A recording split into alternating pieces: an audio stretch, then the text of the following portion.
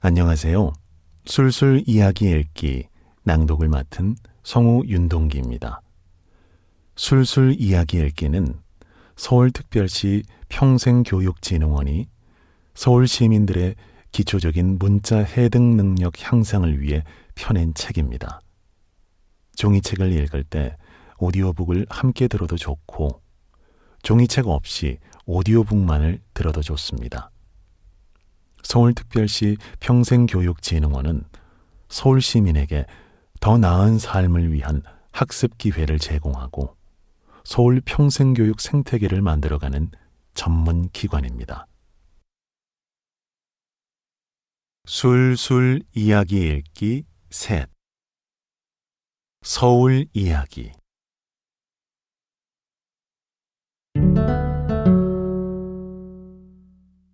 일부 서울의 궁궐 이야기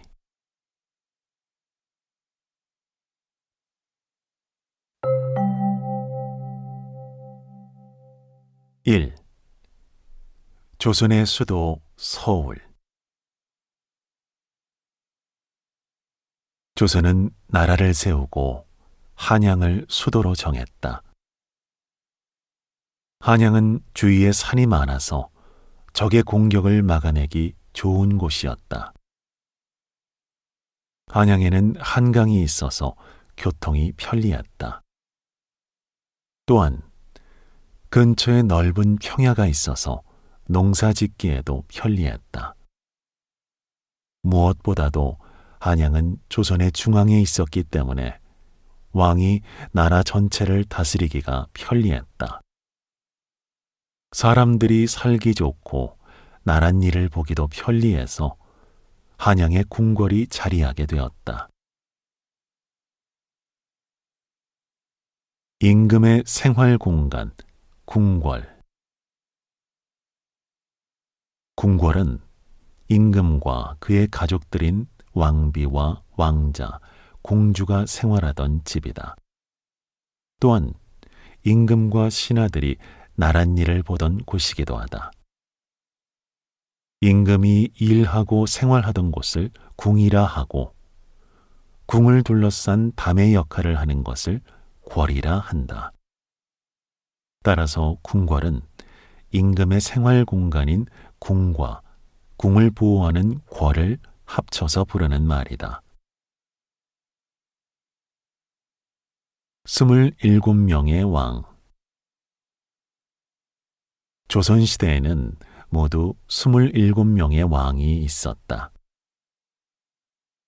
조선의 1대 왕부터 조선의 마지막 왕인 27대 왕까지 그 이름을 순서대로 나열하면 다음과 같다. 태조, 정종, 태종, 세종, 문종, 단종, 세조, 예종, 성종, 연산군, 중종, 인종, 명종, 선조, 광해군, 인조, 효종, 현종, 숙종, 경종, 영조, 정조, 순조, 헌종, 철종, 고종, 순종. 500년의 역사. 서울에는 언제 궁궐이 생겼을까? 1392년에 조선의 1대 왕인 태조 이성계가 조선을 건국하면서 지금의 서울인 한양을 수도로 정하고 궁궐을 짓기 시작했다. 그 후 무려 500여 년 동안 서울의 궁궐의 역사가 이어져 왔다. 500년이라는 시간이 흐르는 동안 궁궐은 불에 타서 없어지기도 하고 새로 건축되기도 했다. 서울의 성곽. 서울은 성곽으로 둘러싸여 있었다. 서울의 성곽은 600여 년간 수도를 보호하는 역할을 해왔다. 서울을 둘러싸고 있던 성곽에는 동서남북 각 방향에 4개의 큰 문이 있었다. 이를 합쳐서 사대문이라고 한다. 동쪽 대문은 흥인문, 서쪽 대문은 돈이문, 남쪽 대문은 숭례문, 북쪽 대문은 숙정문이라고 불렀다. 당시에는 모든 백성이 사대문을 통해서 서울로 드나들 수 있었다. 사대문은 태조 5년인 1396년에 서울에 성곽을 지을 때 함께 세워졌다. 그 후 임진왜란 때 사대문이 모두 불에 타서 숙종 37년인 1711년에 사대문을 다시 세웠다.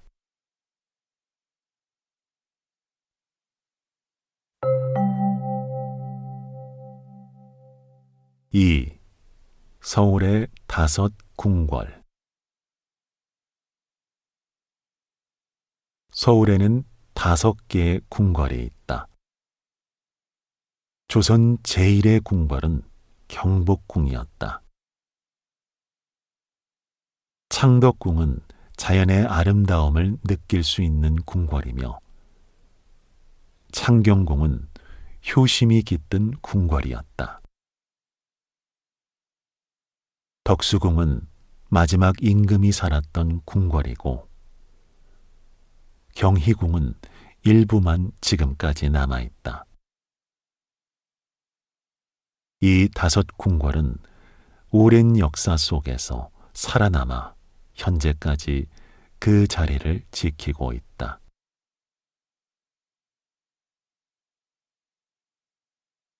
경복궁. 경복궁은 태조 3년인 1394년에 서울의 5 궁궐 중에서 가장 먼저 지어졌다. 조선의 첫 번째 왕인 태조가 조선을 건국한 뒤에 고려의 수도였던 개성에서 한양으로 수도를 옮기고 경복궁을 세웠다. 경복궁은 새로운 시대가 열렸다는 기쁨과 한양이 영원히 복을 받기를 기원하는 마음을 담고 있다. 그래서 기쁨과 복의 의미를 가진 2 글자를 합하여 경복궁이라고 이름을 지었다. 경복궁을 세운 뒤에 경복궁의 정문인 광화문 앞쪽의 큰 길을 따라 상점들이 들어섰다. 또 한양을 가로지르는 청계천을 중심으로는 주거지가 들어섰다. 그러나 임진왜란으로 경복궁과 창덕궁이 불타서 없어졌고, 조선의 임금은 경복궁보다 창덕궁을 먼저 재건하였다. 경복궁을 재건하는 데 필요한 물자와 비용이 큰 부담이 되었기 때문이었다. 경복궁은 19세기에 고종에 의해 비로소 재건되었다. 창덕궁. 경복궁 다음으로 지어진 궁궐이 창덕궁이다. 조선의 2대 왕인 정종은 한양의 지형이 안 좋다며 조선의 수도를 개성으로 옮겼다. 그 후 조선의 3대 왕인 태종이 수도를 다시 한양으로 옮겼다. 창덕궁은 태종이 1405년에 한양으로 수도를 옮기면서 지은 궁궐이다.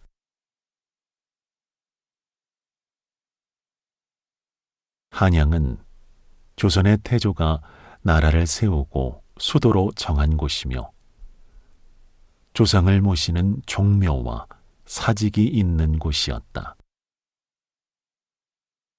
태종은 이곳에 새로운 궁을 짓고 창덕궁이라고 이름을 지었다.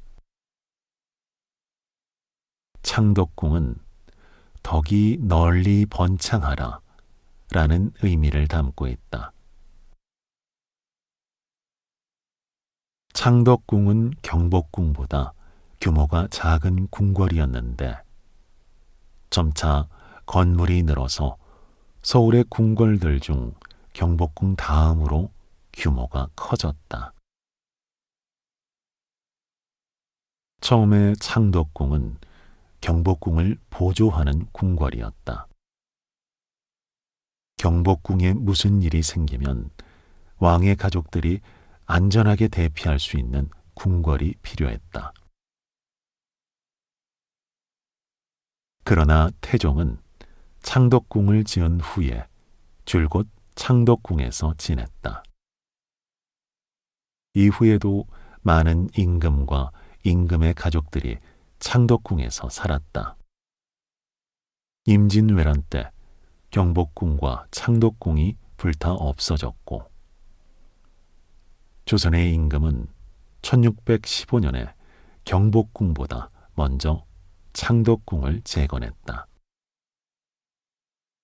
이후 경복궁이 재건될 때까지 270여 년 동안 조선의 임금들은 창덕궁에서 살았다.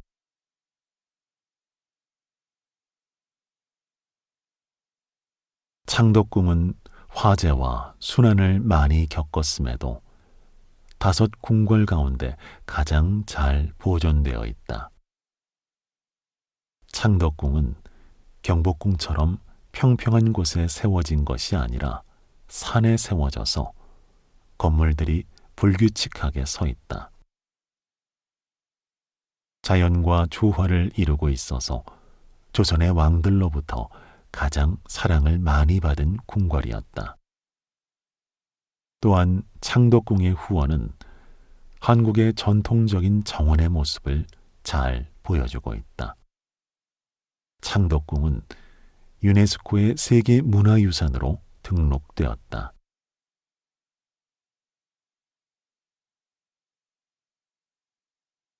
창경궁. 창경궁은 조선의 4대 왕인 세종이 아버지인 태종을 모시기 위해 지은 궁이었다. 태종은 52세에 셋째 아들인 세종에게 왕위를 물려주었다. 왕이 된 세종은 아버지가 편히 쉴 수 있도록 수강궁이라는 이름의 작은 궁을 지었다. 그 후 구대왕 성종이 할머니와 어머니를 편히 모시기 위해 수강궁을 넓히고 보완해서 창경궁을 만들었다. 창경궁은 정문이나 궐 안의 여러 건물들이 동쪽을 향하고 있다. 일반적으로 궁궐은 남쪽을 향하고 있는데 창경궁은 동쪽을 향하고 있다. 창경궁의 자리는 고려 때에 이궁이 있던 곳이었다.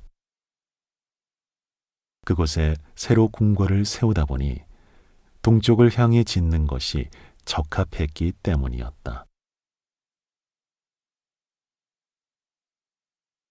창경궁은 왕실의 사람들이 생활하기에 편리하도록 지었다.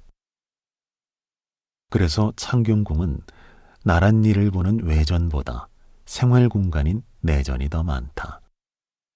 또 복도와 복도를 연결해서 주변 건물로 이동할 때 비를 맞지 않고 오갈 수 있도록 설계했다. 창경궁은 우더른을 편안하게 모시려는 성종의 효심을 느낄 수 있는 궁궐이다.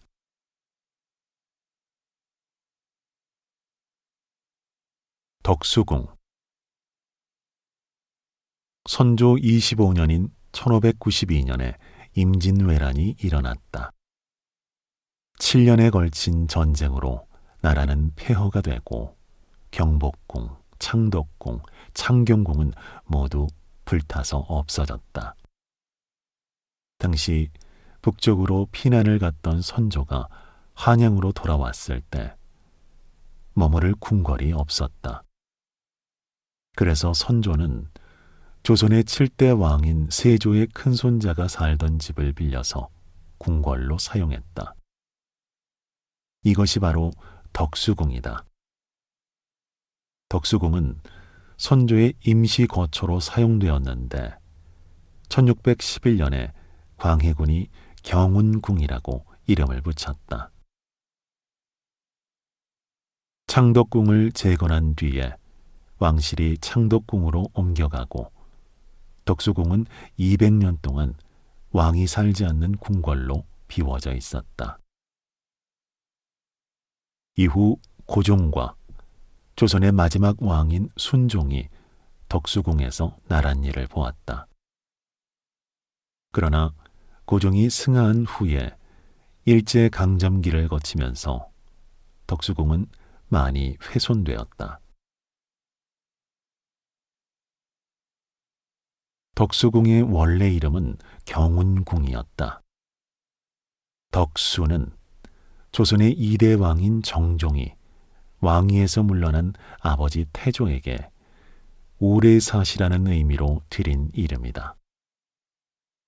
그런데 이후에 덕수라는 단어는 장수를 의미하기보다 왕위에서 물러난 왕을 의미하는 말로 바뀌었다. 1907년에 고종이 순종에게 왕위를 물려준 뒤에 순종은 곧 창덕궁으로 옮겨가고 고종이 덕수궁에서 살았다. 선왕이 사는 곳이 되었기 때문에 경운궁의 이름이 덕수궁으로 바뀌었다. 그 후 지금까지 경운궁은 자기 이름을 잃고 덕수궁으로 불리고 있다. 보통 왕실의 궁궐을 지을 때는 지형을 살펴보고 좋은 위치를 잡아 건물들을 배치한다. 그러나 덕수궁은 개인의 집을 궁으로 사용했기 때문에 건물의 위치가 궁궐의 규칙에 맞지 않는다. 또 고종 때인 1897년에 대한제국이 시작되면서 덕수궁 안에 서양식의 건축물을 짓게 되었다. 정관헌과 석조전이 그것이다. 정관헌은 덕수궁 후원의 언덕 위에 있는 휴식용 건물이다. 1900년경 러시아의 건축가가 서양식 디자인에 나무를 재료로 하는 동양의 건축을 혼합해서 지었다. 석조전은 서양식 건축을 그대로 가져와서 돌로 지은 건물이다. 석조전은 왕의 침전 겸 편전으로 쓰였다. 전통적인 건물과 서양의 건물이 함께 있는 덕수궁은 일부가 소실되어 현재는 원래 3분의 1만 남아있다. 고종은 1896년에 궁궐을 떠나 러시아에서 1년 동안 생활했다. 그때 고종은 처음으로 커피를 맛보게 되었고 이후에 덕수궁으로 돌아와서 커피를 즐겨 마셨다. 고종은 정관헌에서 커피를 마시며 외교관들과 연회를 했다고 한다. 경희궁. 조선의 제14대 왕인 선조로부터 왕위를 물려받은 광해군은 전쟁의 상처를 극복하고 창덕궁과 창경궁을 재건했다. 하지만 광해군은 창덕궁으로 들어가지 않고 인왕산 아래에 새 궁궐을 지었다. 이것이 경희궁이다. 광해군은 신하들에 의해 폐위되어 새로운 궁에서 하루도 살지 못하고 왕위에서 물러났다. 광해군에 이어 인조가 왕이 된 후에 창덕궁이 불에 타고 창경궁마저 불에 타서 없어졌다. 그래서 인조는 경희궁에서 머무르게 되었고 그 후에도 조선 중기와 후기의 여러 왕들이 경희궁에 머물렀다. 경희궁은 궁궐로서 큰 역할을 했지만 경복궁이 재건된 뒤에는 더 이상 궁궐의 역할을 하지 못했다. 경희궁은 궁궐의 중심이 되는 정전, 왕이 잠을 자던 침전, 왕세자가 머무는 동궁 등을 모두 갖춘 규모가 큰 궁궐이었다. 그러나 일제강점기에 경희궁의 건물들이 하나씩 파괴되기 시작했다. 일본은 경희궁을 헐고 그 자리에 학교를 짓고 도로를 만들었다. 이제 경희궁의 모습은 거의 사라졌고 경희궁을 복원하는 것도 불가능해졌다. 예전의 경희궁 자리에는 현재 서울 시립미술관과 서울 역사박물관이 있다.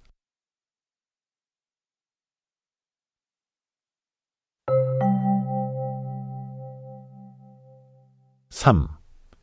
임금의 하루. 임금의 하루는 무척 분주했다. 임금은 보통 새벽 5시쯤에 잠에서 깼다.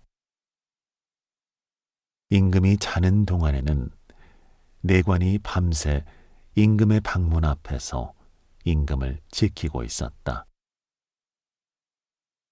임금이 잠에서 깨면 내관이 임금에게 인사를 올리고 잠시 뒤 상궁이 임금의 세숫물을 가지고 왔다. 세수를 마치고 나서 임금은 자릿조반을 먹었다. 자릿조반은 임금이 아침에 일어나 간단하게 먹는 죽을 말한다. 자릿조반을 먹은 뒤에 임금은 왕실의 우더른이 계시는 곳에 가서 문안 인사를 드렸다. 조선시대는 유교 중심의 사회로 효와 충을 중시했다. 그래서 임금은 날마다 예의 바르게 옷을 갖춰 입고 왕실의 우더른께 가서 아침 문안 인사를 올렸다. 아침 문안 뒤에 임금은 정전에서 열리는 새벽 조회에 참석했다. 새벽 조회는 나랏일을 하는 사람들이 새벽에 모여 경제나 정치에 대해 보고하는 것을 말한다. 조회가 끝나면 유교의 사상을 배우고 학문을 넓히기 위한 공부를 했다. 이것을 경연이라고 한다. 임금은 경연을 끝내야 비로소 아침을 먹을 수 있었다. 아침부터 저녁까지 경연이 많았기 때문에 임금은 여유롭게 식사를 즐길 수 없었다. 임금이 식사를 하기 전에 상궁은 음식에 독이 들어있는지를 먼저 살폈다. 왕과 왕비는 같은 방에서 각각 따로 상을 차려서 식사를 했다. 동쪽에 임금이 앉고 서쪽에 왕비가 앉아서 식사를 했다. 왕과 왕비는 부부라고 할지라도 겸상으로 식사하지 않았고 식사하는 동안 각각 3명의 궁녀를 곁에 두었다. 아침 식사를 마치면 임금은 바로 편전으로 가서 부서별로 업무 보고를 받았다. 임금은 점심 식사로 간단히 국수나 만두를 먹었다. 점심 식사 후에는 경연에 참가하거나 나랏일을 보았다. 임금은 늘 앉아서 관리들을 만나고 공문서를 읽었기 때문에 눈병과 피부병에 걸리는 경우가 많았다. 임금은 큰 권력을 가지고 나라를 다스리고 궁궐에서 호화롭게 살았지만 힘들고 괴로운 일도 많았다. 임금은 왕비와 함께 저녁 식사를 마친 뒤에 대왕 대비와 대비에게 들러 아침과 같이 저녁 문안 인사를 올렸다. 성종은 하루에 3번씩 3명의 대비에게 문안 인사를 올렸다고 전해진다. 저녁 문안 인사가 끝나면 임금은 방으로 돌아와서 또 책을 펴고 공부를 했다. 조선시대에는 새벽에 잠이 드는 왕이 많았다고 한다. 궁중에서는 식사를 하루에 4번 준비했다. 임금이 아침에 일어나 일을 시작하기 전에 간단하게 먹는 자릿조반, 점심에 먹는 낮것상, 아침과 저녁에 먹는 수라상 등이다. 수라는 밥의 높임말이다. 수라상의 반찬은 12가지로 정해져 있었고 그 계절에 나오는 신선한 음식으로 바꿔가면서 상을 차렸다. 편전과 침전에는 따로 화장실이 없었다. 임금은 구리로 만들어진 변기 모양의 그릇을 사용해서 용변을 봤다. 임금이 배가 아프다고 하면 궁녀가 매화틀을 임금에게 가져다 주었다. 궁궐에서 매화는 대변을 의미하고 틀은 이동식 변기를 의미했다. 임금이 대변을 보고 나면 궁녀가 매화틀을 궁궐 안에 있는 의원에게 가져갔다. 의원은 매화의 모양과 냄새 또는 맛을 보고 임금의 건강 상태를 살폈다고 한다.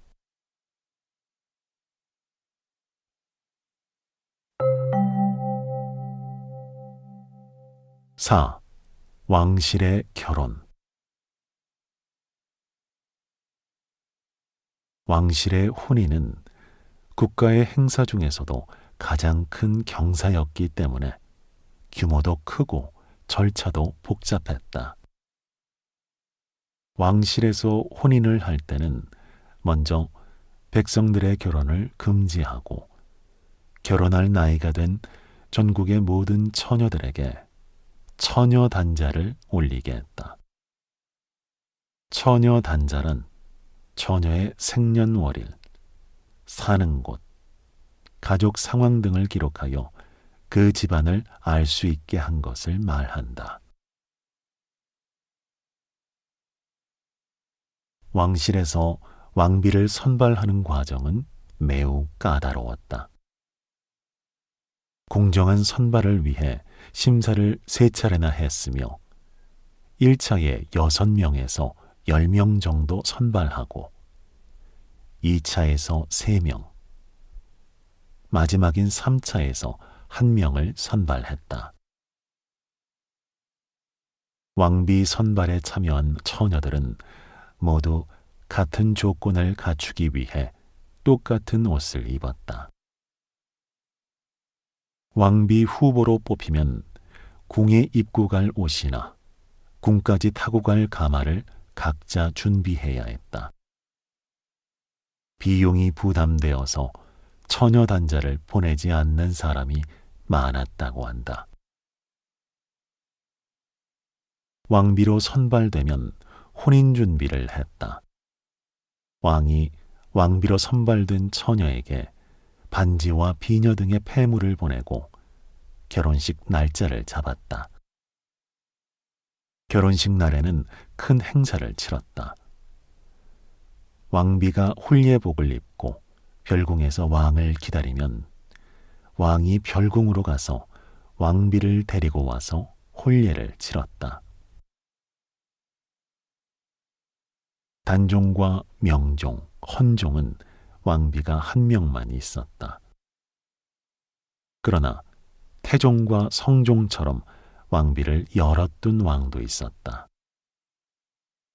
조선시대에는 처녀 단자를 받아 왕비를 선발하기도 했지만 궁녀들 중에서 왕이 마음에 드는 사람을 골라 왕비로 맞이하기도 했다.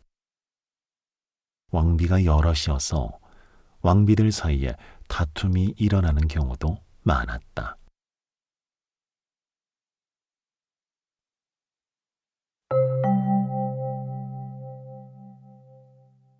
5. 궁녀들의 생활. 궁궐에 살면서 왕을 그림자처럼 따라다니는 여성들이 있었다. 이들을 궁녀라고 했다. 궁녀들이 왕실의 의식주를 책임졌다.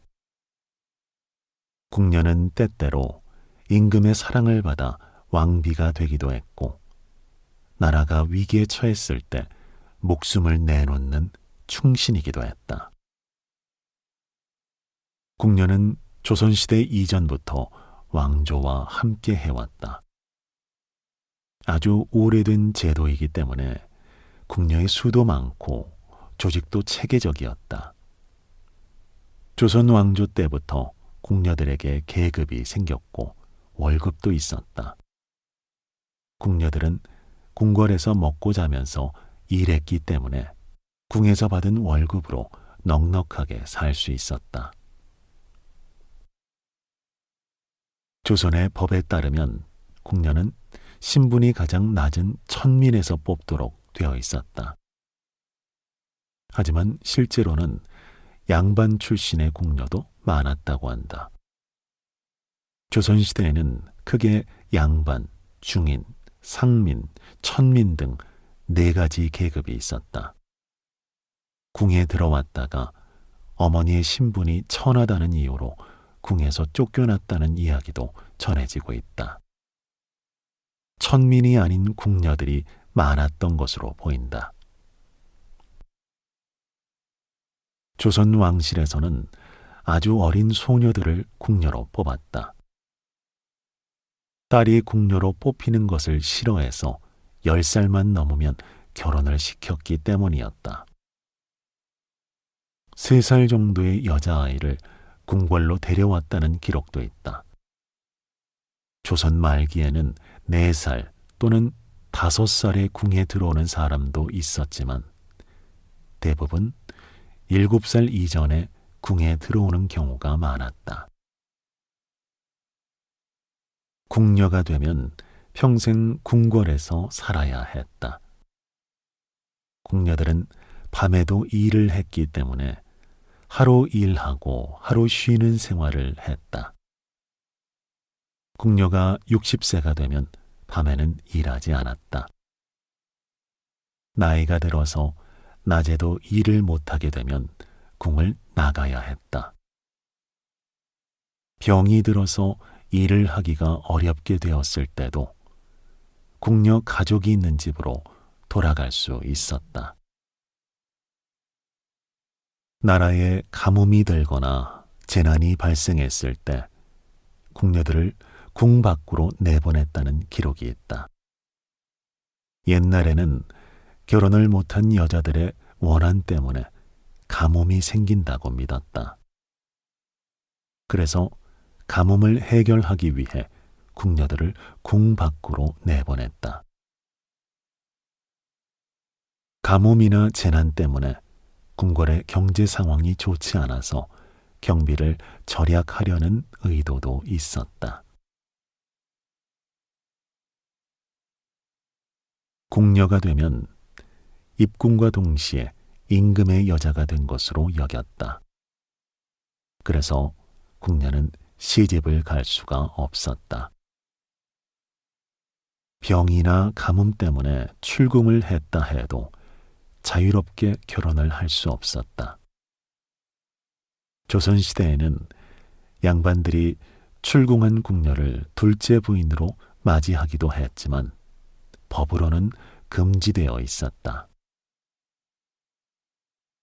조선의 왕실에는 600명에서 700명 정도의 궁녀가 있었다고 한다. 하지만 왕이나 시대에 따라서 궁녀의 수가 바뀌었다. 궁녀를 유난히 좋아한 조선의 10대 왕인 연산군은 1000명이 넘는 궁녀를 거느렸다고 한다. 26대 왕인 고종 때는 일본의 외교권을 빼앗겨 궁녀가 200명 정도밖에 안 되었다. 궁궐에 사는 사람들의 병을 고치거나 아픈 사람을 돌보는 일을 하는 궁녀를 의녀라고 한다. 조선시대의 의녀로서 기록이 남은 사람이 대장금이다. 대장금은 조선의 11대 왕인 중종 때 실제로 있었던 인물이다. 장금이라는 이름은 조선왕조실록 속에 10번 정도 나온다. 조선왕조실록에는 장금이라는 의녀를 중종이 믿고 아꼈다고 쓰여 있다. 대장금은 의녀로서 유일하게 임금을 돌보았으며 중종이 죽을 때까지 신임을 받았다.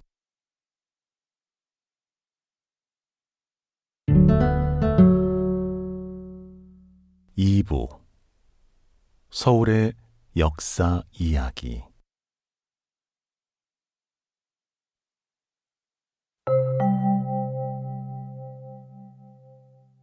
(6) 서울의 이름.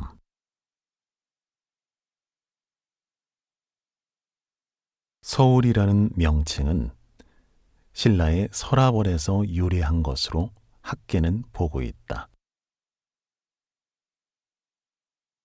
서라벌은 신라의 수도였다. 그 이후 서라벌이라는 지명은 수도를 가리키는 말이 되었고 오늘날에는 서울이라는 말로 변했다고 한다. 삼국시대에 약 500년 동안 백제의 수도였던 서울은 위례성이라고 불리었다. 고려시대에는 남경으로 불리다가 한양부로 바뀌었다. 이후 조선이 건국되면서 한양을 도읍으로 정하고 한성부라고 불렀다. 일제 강점기에는 한성부를 경성부로 바꾸고 경기도의 하위 관청으로 격하시켰다. 그리고 대외적으로 서울을 계의조라고 불렀다. 해방 직후에는 서울, 경성, 한성 등의 이름이 함께 사용되었다. 그러다가 1946년 서울시 헌장을 발표하고 서울이라는 새 이름으로 경기도 관할에서 독립했다. 그리고 대한민국 정부가 수립된 1949년에 지방자치법이 공포되면서 서울이 특별시로 정해져 오늘날 대한민국의 수도로 자리 잡게 되었다. 이처럼 우리나라 수도 서울의 명칭은 시대에 따라 다양하게 변화되었다. 아름다운 우리말인 서울이 우리나라의 수도 이름으로 정해진 것은 다행스런 일이다.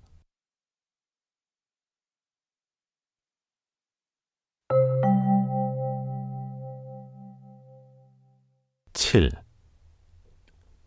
서울의 역사.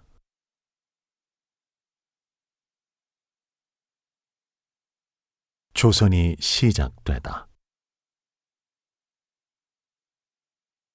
태조 이성계는 조선을 창건하고 수도를 한양으로 옮겼다. 그리고 경복궁과 종묘 사직을 건설하고 한양에 도성을 쌓았다. 이후 지금의 광화문 앞 세종로 일대에 육조 거리를 만들었다. 육조 거리에는 국가의 권위를 상징하였다. 이곳은 경복궁으로 출입하는 통로이자 조선의 가장 큰 길이었다. 육조 거리는 의정부를 비롯한 육조, 사헌부, 한송부 등이 자리했고 조선의 주요 정책들이 만들어지는 관청거리였다. 한양을 동서로 가로지르는 큰 길에 운종가가 있었다. 운종가의 양쪽으로 시전들이 들어서 있었다. 시전은 왕실과 관청에 물품을 조달하는 역할을 했다. 이후 점차 민간 판매가 늘어나면서 운종가는 한양의 대표적인 상점가가 되었다. 운종가의 중심에는 성문을 열고 닫는 때를 알리는 종루가 있었다. 그래서 운종가를 종루가, 종로라고도 했다.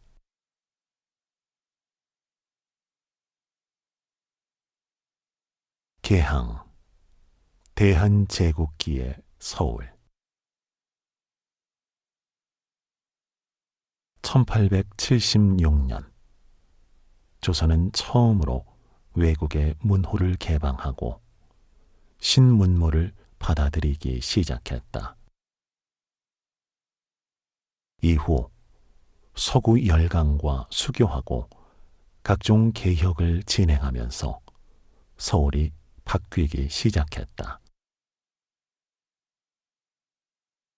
서울에 사는 외국인이 늘어나고 서양식 의복과 신발의 소비가 늘어나면서 서울은 신문물의 전시장이 되었다.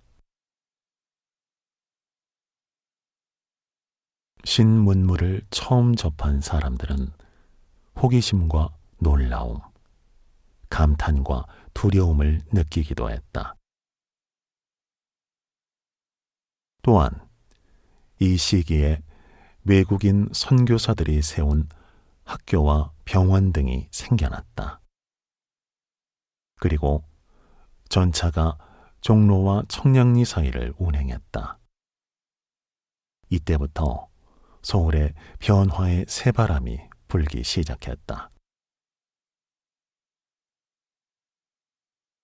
한편 1897년 고종은 강한 나라를 만들고자 나라의 이름을 조선에서 대한제국으로 바꾸고 스스로 황제의 자리에 올랐다.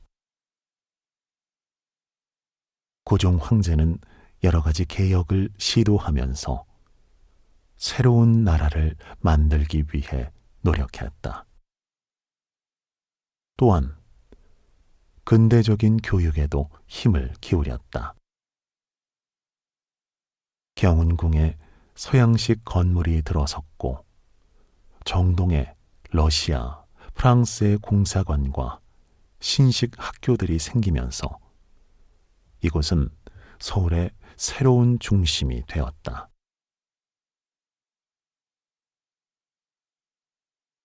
일제강점기의 서울, 경성. 1910년 우리나라의 국권을 강제로 빼앗은 일본은 우리나라를 지배하기 위해 여러 가지 방법을 마련했다. 조선 왕조의 상징인 경복궁을 허물고 파헤쳐 그 자리에 식민 통치를 위한 조선 총독부 청사를 건립했다. 창경궁에는 동물원과 식물원을 만들고 이름마저 창경원으로 바꾸었다. 또한 창경궁에서 종묘로 이어지는 지형을 바꾸고 그 자리에 일본의 상징인 벚나무를 마구 심었다. 이는 우리 민족의 맥을 끊기 위한 일이었다. 일제강점기 독립운동가들은 일본에게 빼앗긴 나라를 다시 찾아오기 위해 많은 노력을 했다.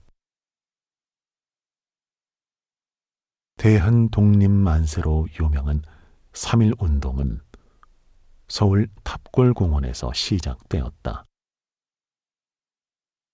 3.1운동은 전국으로 확산되었고 이를 통해 대한민국 임시정부가 수립되었다. 이때 유관순, 안창호 등 수많은 독립운동가들이 서대문 형무소에 감금되어 모진 고문 끝에 목숨을 잃기도 했다. 해방과 전쟁기, 서울 1945년 8월 15일 우리나라는 일제 식민지에서 벗어나 해방을 맞이했다. 서울 시민들은 만세를 부르며 환호했다. 그러나 해방의 기쁨도 잠시 6.25 전쟁으로 서울은 폐허로 변하고 한반도는 남북으로 갈라지게 되었다. 결국 1948년 남한과 북한에는 각각 다른 정부가 세워졌다. 서울은 만원이다. 1953년 휴전이 이루어지자 전쟁으로 인해 부서진 도로와 건물을 다시 복구하는 사업이 시작되었다. 살 길이 막막해진 전국의 사람들이 서울로 몰려와 서울 인구가 급증했다. 무허가 판자촌이 곳곳에 들어섰고 만원 버스, 식순환, 공동 화장실 등의 문제가 발생했다. 한강 개발과 지하철 개통 1960년대 서울에서는 세운상가와 시민아파트 건설, 도로 확충, 청계천 복개 사업이 진행되었다. 1974년에는 지하철 1호선이 개통되어 청량리에서 서울역 구간의 운행을 시작으로 지하철 시대가 열렸다.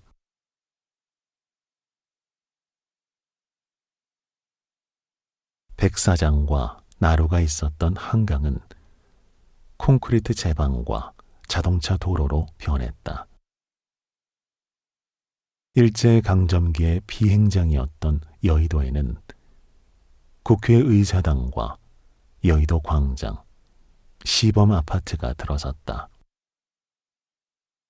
그리고 강남 지역 개발이 시작되면서 한강은 서울을 강남과 강북으로 나누는 기준이 되었다.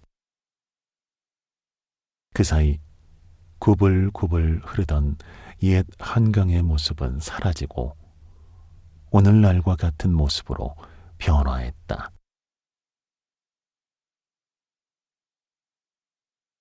올림픽과 서울 1980년대에 들어 서울은 서울 아시아 경기대회와 서울 올림픽 대회를 치렀다.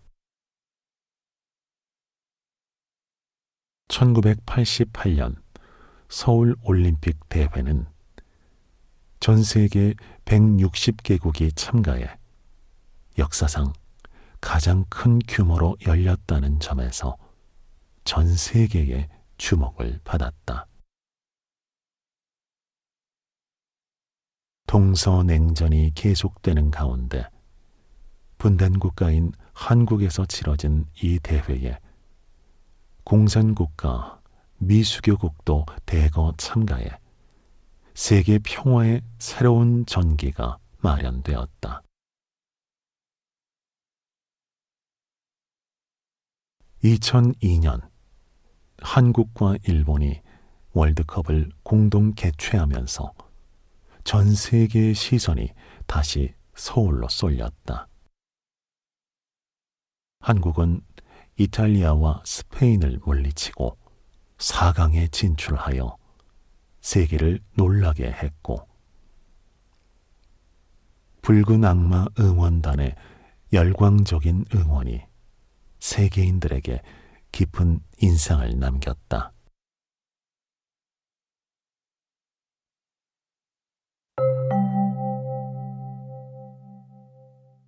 (8) 서울의 길.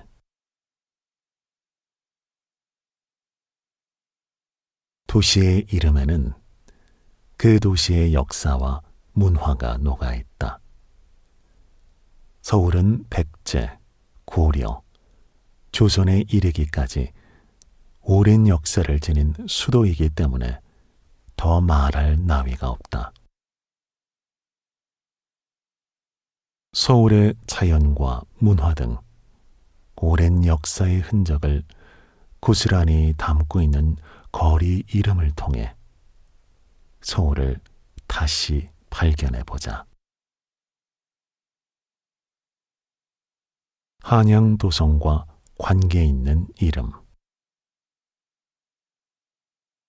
조선 왕조는 한양을 둘러싸고 있는 4개의 산, 북악산, 목멱산, 인왕산, 낙산을 연결하여 성곽을 쌓았다. 한양 도성을 쌓은 후 동서남북에 성문을 만들고 대문과 소문을 만들었다. 이 성곽과 성문을 중심으로 동서남북 방위에 따라 성동, 성북, 동대문, 서대문, 남대문 등의 구 이름이 생겼고, 동소문, 서서문 등의 동 이름이 생겨났다. 이는 지금도 서울의 지명으로 남아있다. 산, 고개에서 유래된 이름. 서울의 길은 자연을 닮았고 이름에도 자연을 담고 있다. 산에서 유래된 길 이름으로는 관악로, 가마산길, 도봉산길, 배봉로, 북악산길, 용마산길, 인왕산길 등이 있다. 고개에서 유래된 길 이름으로는 당고개길, 만리제길, 배옥의길, 쑥고개길, 아리랑고개길 등이 있다.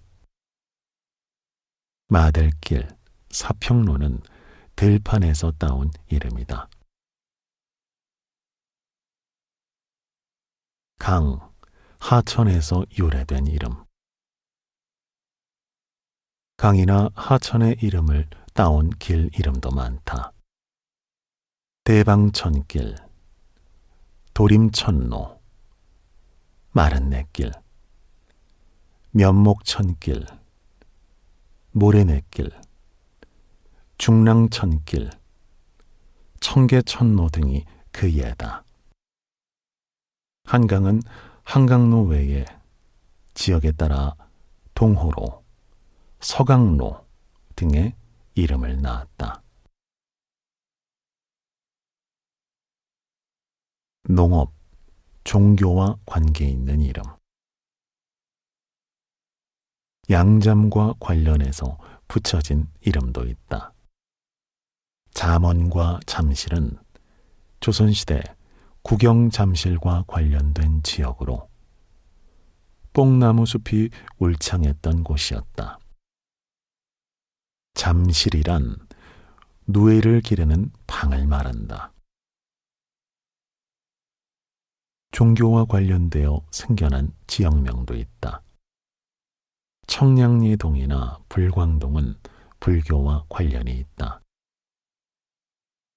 명륜동, 효자동, 효제동 등은 유교와 관련이 있고, 당산동, 신당동, 사당동, 행당동처럼 무속과 관련 있는 지역도 있다.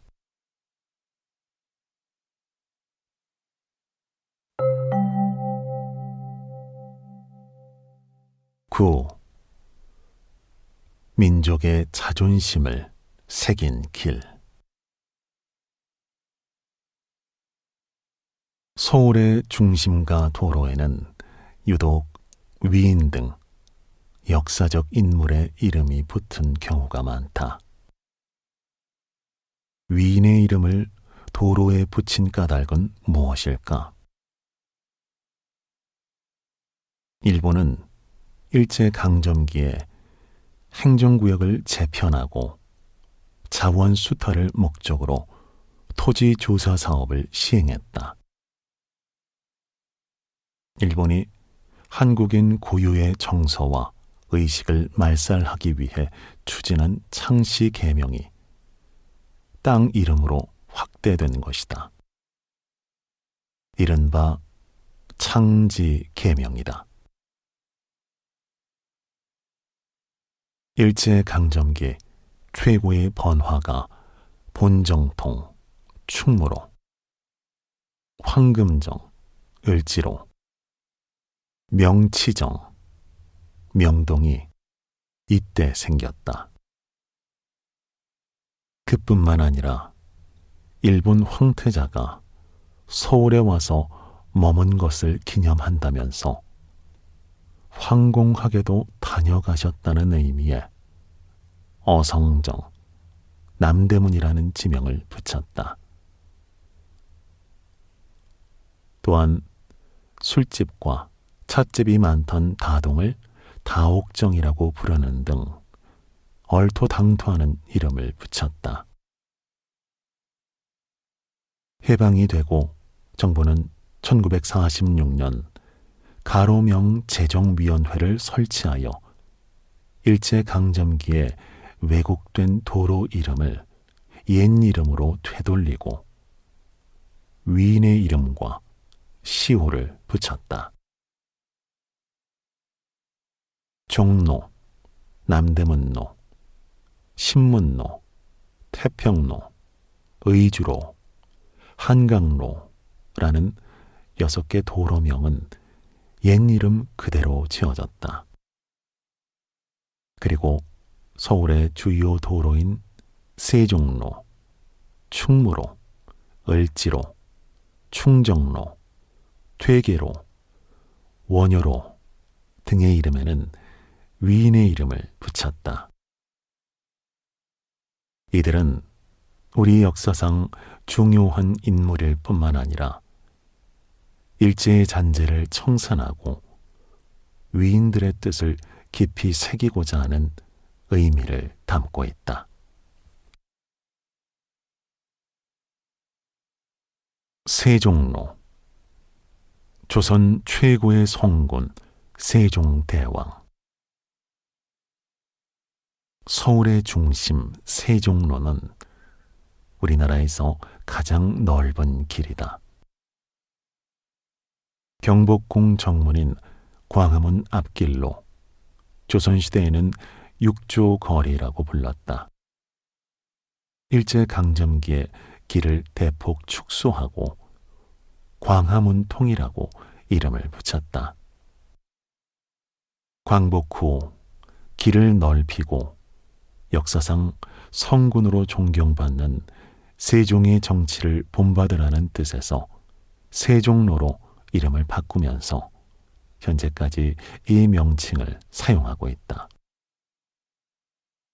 세종로는 현재 우리나라의 수도 서울과 한국의 정치, 경제, 사회, 문화를 상징하는 도로다. 충무로. 조선의 바다를 지켜낸 충무공 이순신. 충무로는 이순신 장군의 시호에서 유래했다. 개항 후 일본인들은 청계천 남쪽 지역인 남촌에 주로 거주했다. 이후 일본인 거주지에 상하수도 시설과 상점, 은행, 백화점 등이 들어서면서 이곳은 경성 최대의 번화가가 되었다. 이곳은 혼마치라고 불렸다. 혼마치는 지금의 충무로와 명동 일대다.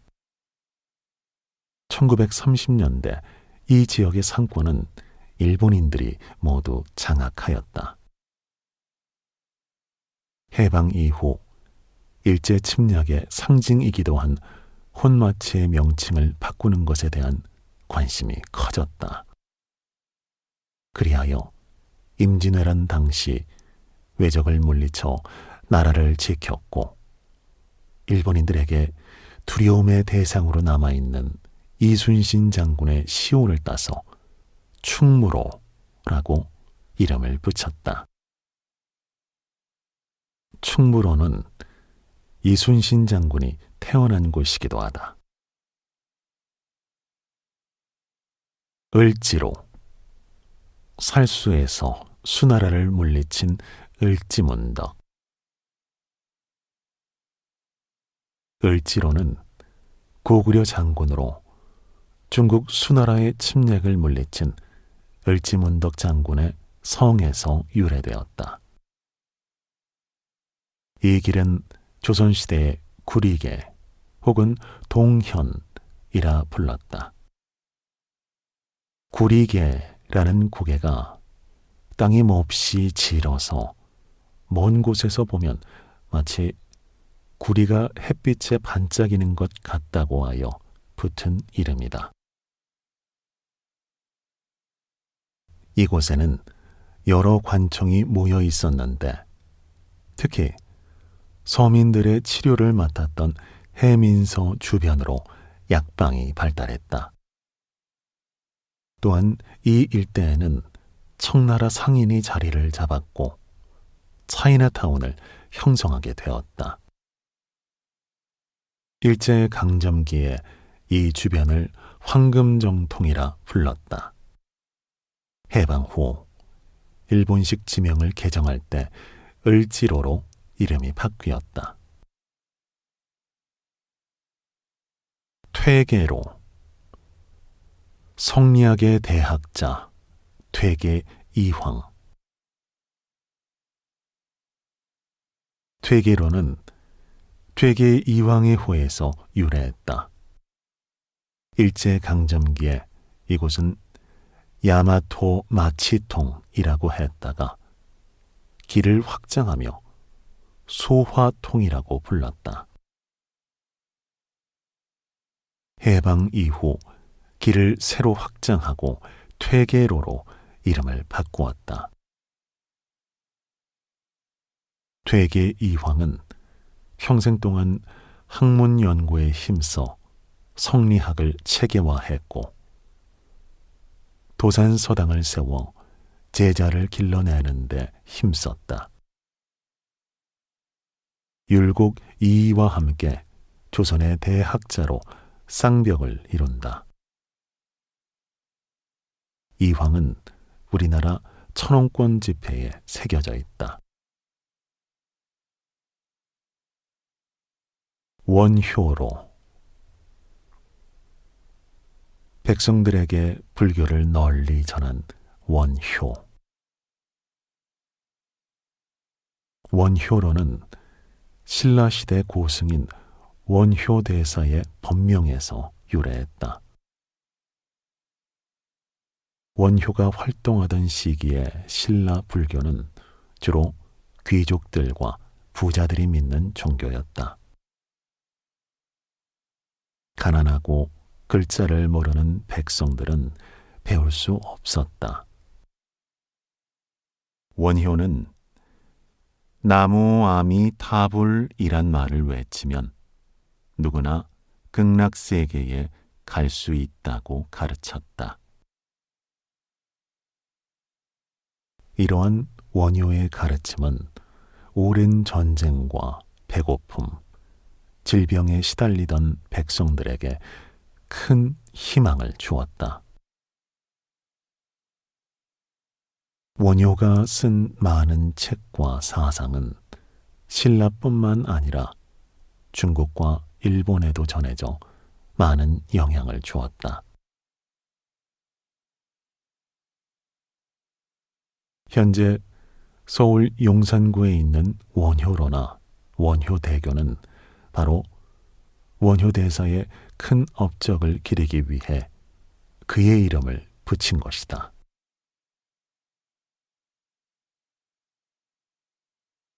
충정로. 을사늑약의 치욕에 죽음을 택한 민영환.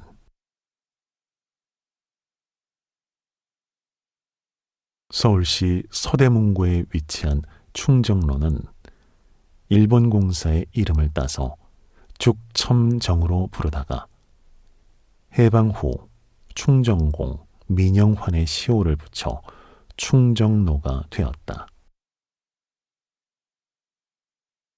민영환은 왕실의 근친이자 서양 문물에 관심과 식견을 가진 지식인이었다. 고종의 측근에서 국정을 보좌하며 조선의 군사와 외교에 관한 업무를 담당한 핵심 인물이었다. 1905년 일본이 일사보호조약을 강제 체결하고 외교권을 박탈하자 민영환은 조약 파기를 상소하였다. 그러나 이 같은 주장이 받아들여지지 않자 2천만 동포와 각국 공사에게 보내는 유서를 남기고 자결하였다. 유서에 죽어도 죽지 않고 하늘에서 독립을 도울 것이라는 말을 남겼다.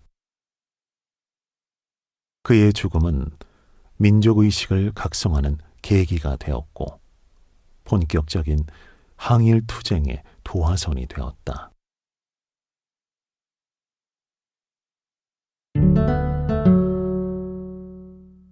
삼보. 서울의 음식 골목.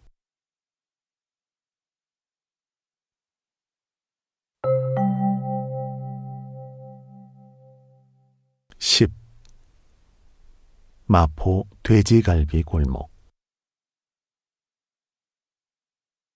돼지갈비라고 하면 마포를 떠올릴 만큼 마포는 돼지갈비로 잘 알려져 있다. 마포에서 돼지갈비 요리가 시작되었기 때문이다. 마포에 가면 오래전부터 인기가 있었던 원조 돼지갈비를 맛볼 수 있다. 그래서 전국의 돼지갈비 음식점들이 음식점 이름을 마포갈비라고 붙이는 경우가 많다. 마포에서 최한채라는 사람이 돼지갈비를 처음으로 만들었다. 그는 1954년에 서울 마포에 작은 술집을 열고 장사를 시작했다. 당시에는 이런 술집을 대포집이라고 했다. 대포는 술을 담는 큰 잔을 말한다. 한국에서 가장 큰 잔에 담아 먹는 술은 막걸리였고, 막걸리를 마시는 술집을 대포집이라고 했다. 지금은 삼겹살이나 돼지갈비처럼 돼지고기를 구워서 먹는 음식점이 흔하다. 하지만 1950년대에는 소고기만 구워서 먹었고, 돼지고기는 삶거나 찜을 해서 먹었다. 최한채 씨는 값이 비싸서 소고기를 먹지 못하는 손님들을 위해 값이 싼 돼지고기를 구워서 팔았다. 돼지고기의 목 부위는 소금만 뿌려서 맛을 내고, 앞다리 부위는 양념해서 맛을 냈다.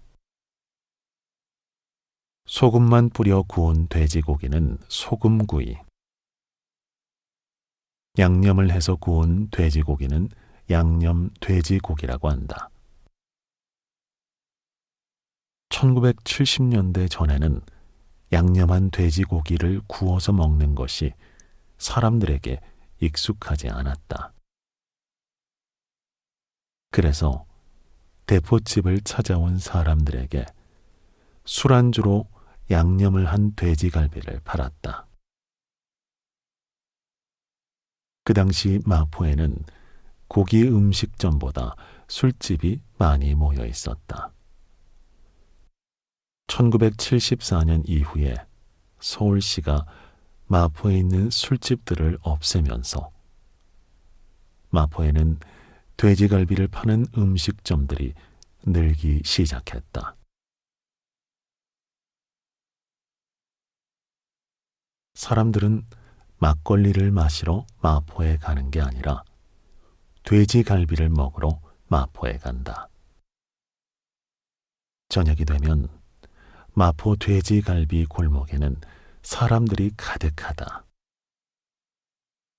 직장인들이 퇴근 후에 함께 저녁 식사를 하거나 각종 모임을 위해 돼지갈비 음식점으로 사람들이 모인다.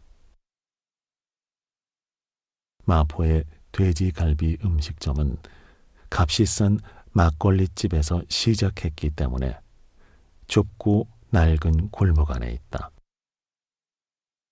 오래된 돼지갈비 음식점 골목에 가면 서울의 옛 모습을 느낄 수 있다.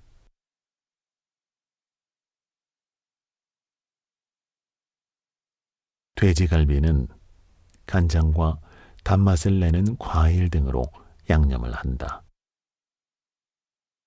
고기 맛이 달콤해서 돼지갈비는 여성들이나 외국인들에게도 인기가 많다. 돼지갈비는 양념을 했기 때문에 구울 때 고기가 타기 쉽다. 그래서 돼지갈비를 구울 때는 자주 뒤집어야 한다.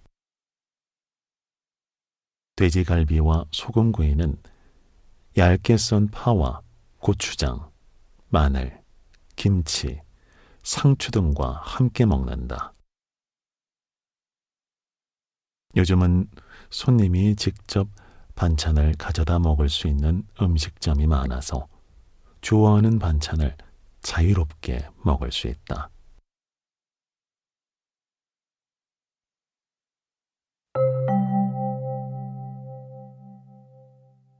10일 신림동 순대골목 1977년 무렵 신림동 시장 안에 순대 음식점들이 생겨났다. 순대는 소나 돼지의 창자 속에 돼지 피, 당면, 찹쌀, 당근, 파 등 여러 가지 재료를 넣어 삶거나 쪄서 익힌 음식이다. 시장에 처음으로 문을 연 순대 음식점은 평양 왕순대와 경상도 아줌마집이었다.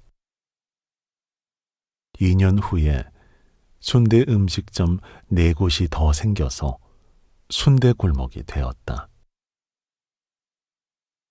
순대는 지역에 따라 만드는 방법이 조금씩 다른데 강원도에서는 소나 돼지의 창자 대신 오징어를 사용해 순대를 만든다.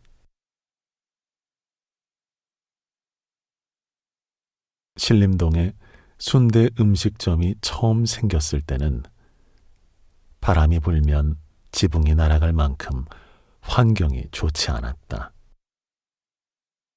그래도 순대 음식점은 순대볶음을 먹으러 오는 대학생들로 언제나 붐볐다. 순대볶음은 싼 값으로 푸짐하게 먹을 수 있었기 때문에 대학생들에게 인기가 많았다.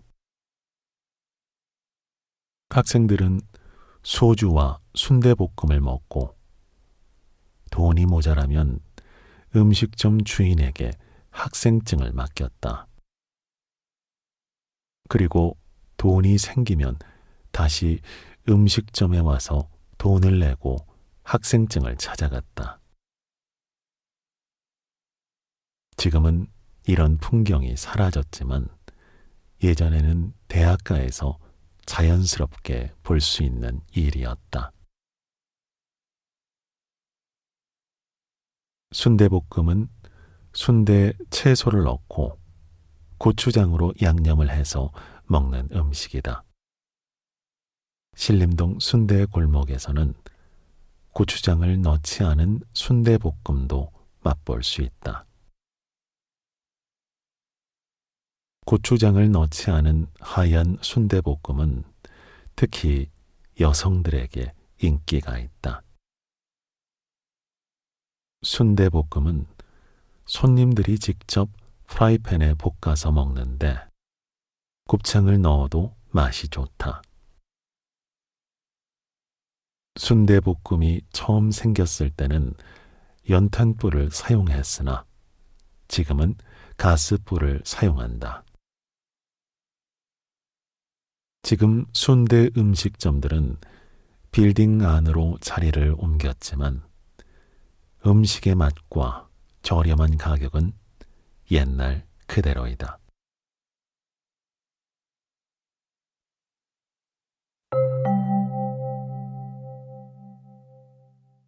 12.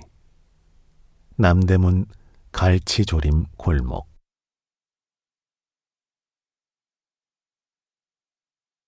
남대문 시장 안에는 골목마다 맛있는 집으로 소문난 음식점들이 있다. 그 중에서도 갈치조림은 인기가 많다. 처음부터 갈치조림이 남대문 갈치골목의 대표 음식은 아니었다. 갈치조림과 함께 고등어조림, 동태조림을 내놓았지만 갈치조림이 가장 인기가 있어서 갈치조림을 대표 음식으로 팔기 시작했다. 갈치조림 골목의 역사는 40년 전부터 시작된다. 이 골목은 두 사람이 마주 지나가기 힘들 정도로 좁지만 골목 양쪽에 갈치조림 음식점들이 늘어서 있다. 시장 사람은 물론이고 근처의 회사원들도 갈치조림 음식점을 찾는다. 점심시간에는 줄을 서서 기다려야 갈치조림을 먹을 수 있다. 최근에는 해외 관광객에게까지 알려져 많은 사람들이 남대문 갈치조림 음식점을 찾고 있다. 갈치조림은 냄비에 갈치와 무, 파, 마늘, 고춧가루, 간장 등을 넣고 끓인 음식이다. 손님이 갈치조림을 주문하면 금방 끓인 갈치조림과 쌀밥에 반찬 서너 가지가 함께 나온다. 주 재료인 갈치는 부산, 여수, 목포, 제주 등에서 가져온 것을 쓴다. 마늘과 고춧가루 양념으로 갈치의 비린 냄새를 없애고 매콤한 맛을 즐길 수 있게 음식을 만든다. 아주 매운 음식은 아니지만 계란찜을 주문하여 갈치 국물과 함께 밥에 비벼 먹으면 맵지 않고 맛이 좋다.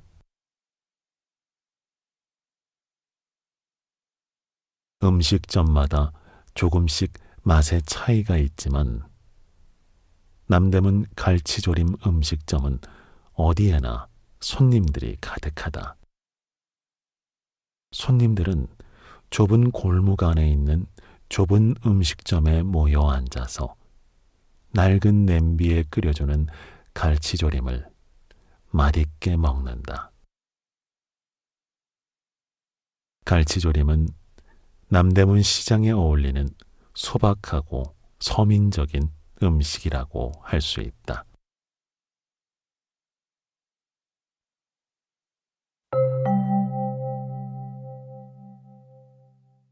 13. 오장동 냉면 골목. 한국에서 냉면의 역사는 아주 길다. 고려 시대부터 메밀가루로 만든 냉면을 먹기 시작했다. 물냉면과 비빔냉면이 있는데 물냉면은 평양냉면이, 비빔냉면은 함흥냉면이 유명하다. 오장동 골목에 냉면을 파는 음식점이 많지는 않지만 모두 역사가 오래된 곳들이다. 한국 전쟁 때 북한의 함흥에서 서울로 온 사람들이 음식점을 열고 냉면을 만들어서 팔기 시작했다. 이곳에서 가장 오래된 냉면 음식점은 흥남집이다. 흥남집은 1953년에 처음 문을 열었다. 처음에는 북쪽에서 내려온 사람들이 고향의 냉면 맛을 느끼기 위해 이 음식점을 찾았다. 지금은 원조 함흥냉면을 맛보려고 여기저기에서 사람들이 찾아온다. 이곳 냉면 음식점들은 50년이 넘도록 요리사와 주인이 바뀌지 않아서 그 음식점 고유의 맛을 유지하고 있다. 함흥냉면은 고구마로 만든 면에 고추장 양념을 넣어서 비벼 먹는 냉면이다. 고구마로 만든 면은 잘 끊어지지 않고 쫄깃하다. 그래서 함흥냉면을 먹을 때는 잘라 먹을 수 있게 큰 가위를 준다. 함흥냉면은 맵고 질겨서 이로 끊어서 먹기가 어렵다. 함흥냉면은 고추장 양념에 소고기, 오이, 무, 삶은 계란 등을 올려서 준다. 거기에 자기 입맛에 맞게 식초, 겨자, 설탕 등을 넣어서 먹는다. 회냉면을 시키면 소고기 대신 매운 양념을 한 생선회를 면 위에 올려서 준다. 비빔냉면과 회냉면은 뜨거운 국물과 함께 먹는다. 소의 뼈를 오래 끓여서 만든 국물인데 입이 매울 때 먹으면 매운맛이 조금 사라진다. 평양냉면은 고기를 오래 끓여서 만든 육수나 동치미 국물에 말아서 먹는 냉면이다. 동치미는 무가 들어간 물김치인데 고춧가루를 넣지 않아서 깔끔하고 시원한 맛이 난다. 평양냉면은 면이 부드러워서 가위로 자르지 않아도 쉽게 먹을 수 있다. 뜨거운 국물에 냉면국수를 말아먹는 음식은 평양 온면이라고 한다.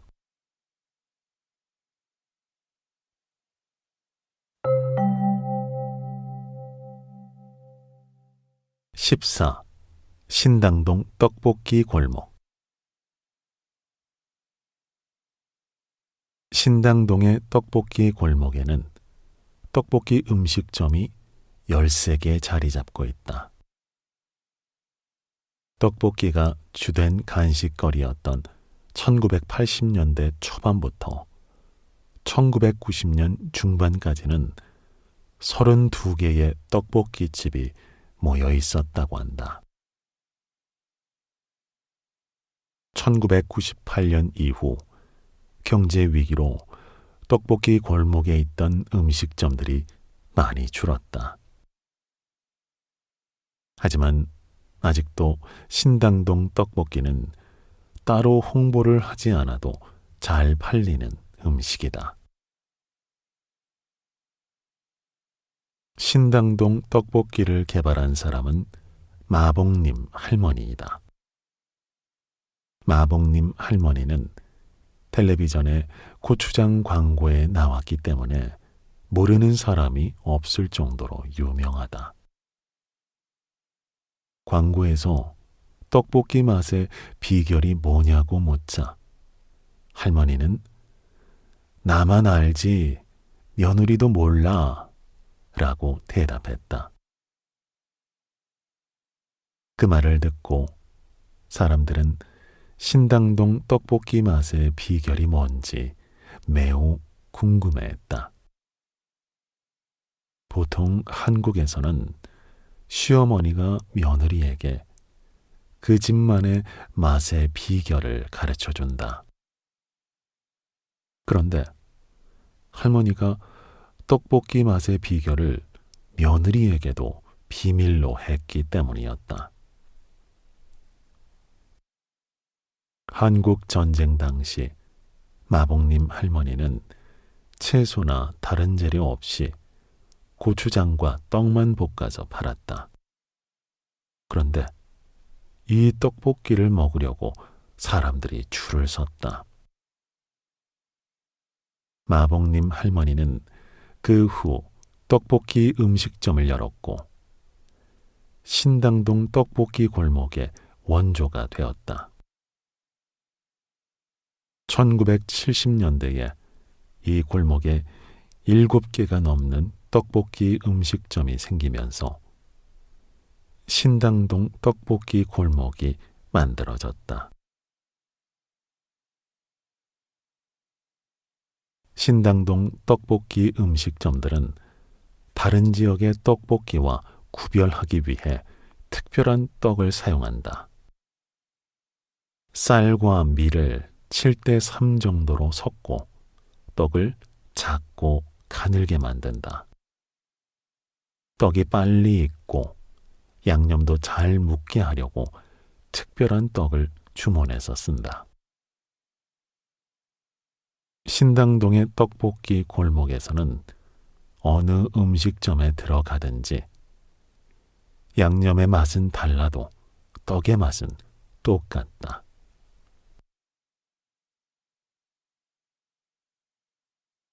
신당동 떡볶이 음식점에서는 떡볶이를 다 만들어서 주지 않는다. 떡과 어묵, 채소 등이 담긴 프라이팬을 가스불 위에 올려놓고 손님이 직접 끓여서 먹는다. 이것을 즉석 떡볶이라고 한다. 즉석 떡볶이에는 튀긴 만두, 삶은 계란, 라면을 넣어서 먹기도 한다. 입맛에 따라 햄, 치즈, 오징어 등을 넣어도 맛있다. 직접 끓여서 여러 사람이 함께 나누어 먹는 떡볶이는 학생들은 물론 학창 시절을 추억하려는 어른들도 좋아한다.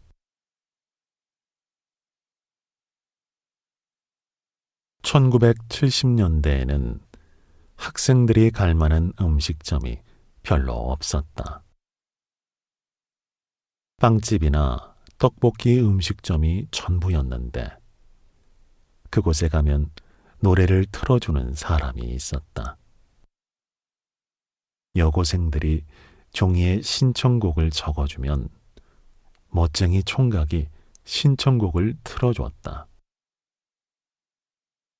지금은 빵집에서도 떡볶이 음식점에서도 이런 사람들을 볼 수 없지만 신당동 떡볶이 골목에 가면 이런 사람을 만날 수 있다. 옛날을 추억하고 싶은 사람이나 감성이 풍부한 여고생들이 아직도 음악을 틀어주는 사람이 있는 떡볶이 음식점을 찾는다.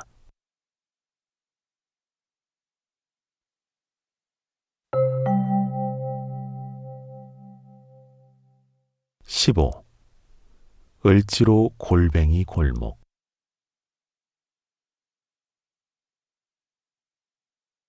을지로는 시청에서 동대문 역사문화공원에 이르는 도로이다. 고구려 시대에 큰 공을 세운 을지문덕 장군의 이름을 붙였다. 을지로는 조선시대 이후로 상업의 중심이 되는 도로였다. 지금도 퇴근 시간이 되면 을지로의 빌딩에서 일을 마친 수많은 회사원들이 몰려 나온다. 그들이 집으로 가기 전에 자주 들르는 곳이 을지로 골뱅이 골목이다. 1960년대 후반에 이곳은 재래시장으로 들어가는 입구였고 여기에 술을 파는 작은 슈퍼마켓들이 있었다. 퇴근 시간이 되면 이 슈퍼마켓에서 맥주를 사서 마시는 사람들이 많았다. 그 사람들은 맥주 안주로 골뱅이 통조림을 많이 먹었다. 골뱅이 통조림이 잘 팔리자 슈퍼마켓 주인이 골뱅이에 파와 고춧가루를 넣고 무쳐서 술안주로 팔았다. 골뱅이 술안주는 사람들에게 매우 인기가 있었다. 슈퍼마켓 주인은 골뱅이 무침을 찾는 사람들을 위해 슈퍼마켓을 닫고 골뱅이 음식점을 열었다. 이렇게 만들어진 골뱅이 음식점이 영동 골뱅이이다. 40년이 지난 지금도 이 음식점은 그 자리에서 골뱅이 음식을 팔고 있다. 골뱅이 무침은 얇게 썬 파와 골뱅이, 말린 생선과 고춧가루와 다진 마늘로 버무려서 만든다. 작은 슈퍼마켓 주인의 아이디어가 골뱅이 골목을 만든 것이다. 서울에 골뱅이를 파는 음식점들이 많이 생겼지만 을지로 골뱅이 골목은 여전히 인기가 많다. 신선한 재료를 사용하고 골뱅이 무침의 매운맛과 어울리는 계란말이를 서비스로 주기 때문이다.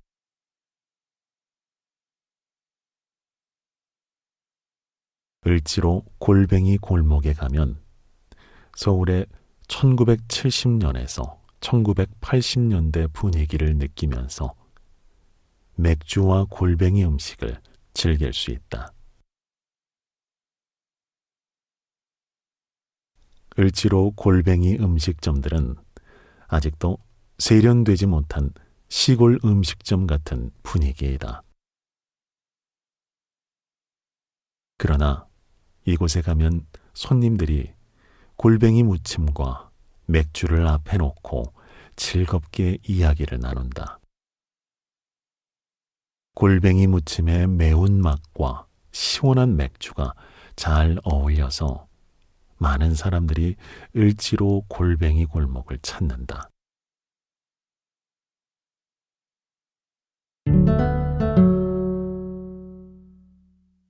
사부 한국의 밥상 이야기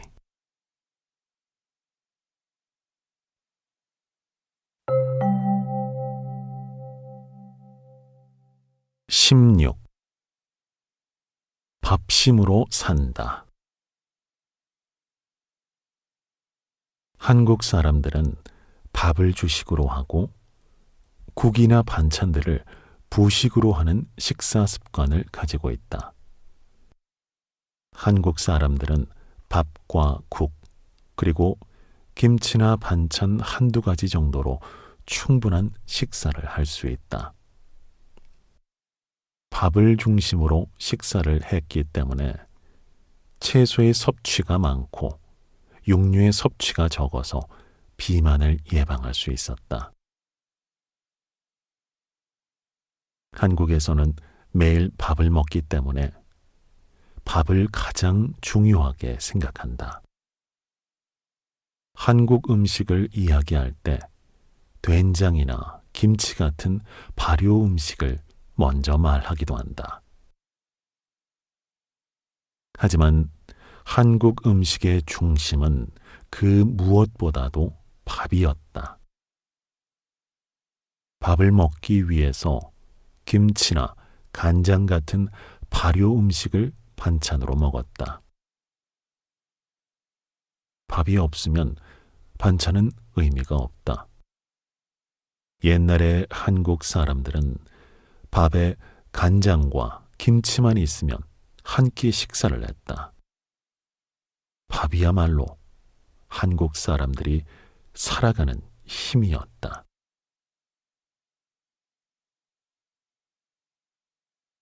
한국의 식사에서는 밥이 중요하기 때문에 한국 사람들은 음식 전체를 밥이라고 말하기도 한다.